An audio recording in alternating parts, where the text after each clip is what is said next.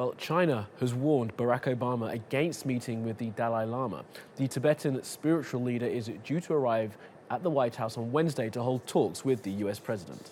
If the United States plans this meeting, it will send the wrong signal to Tibet independence forces and Tibet independent separatist forces, harm China-US mutual trust and cooperation. China urges the US to abide by its promises that recognize Tibet as a part of China and do not support Tibet independence, and stop any support to Tibet independence forces.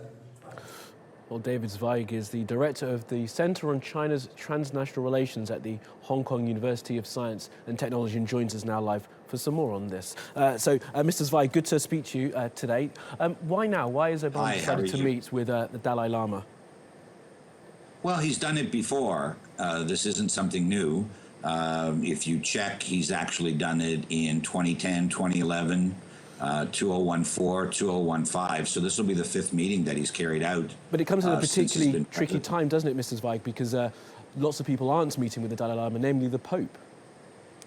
Well, I think that's probably part of why he is meeting with the Dalai Lama, because China's been putting a lot of pressure on the international community to take what it claims as its national interests, its core interests, into account in their foreign policy, in their own foreign policy, and you know, I think that President Obama feels that he understands China's situation, but he also feels that the United States should have the right to meet with someone who they don't see as a separatist. Absolutely. You know, China argues very strongly that the Dalai Lama is the leader of a movement for Tibetan independence, and the Dalai Lama doesn't say he is, and the Americans don't say that he is. And I think that they want to be able to feel that they can express their own views and behave the way they want to internationally without China telling them what to do. But China has expressed its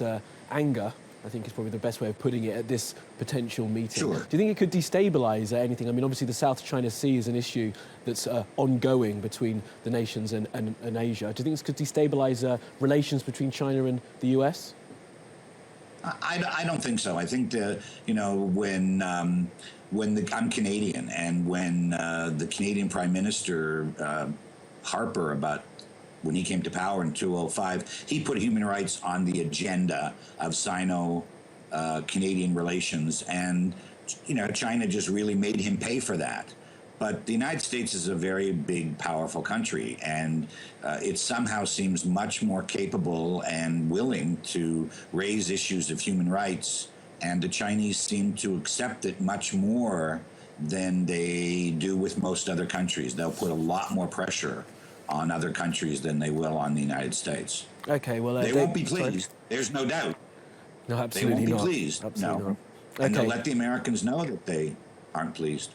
They will do that. Okay, Mr. Zweig, David Zweig there from the Center on Chinese Transnational Relations at Hong Kong University. Thank you.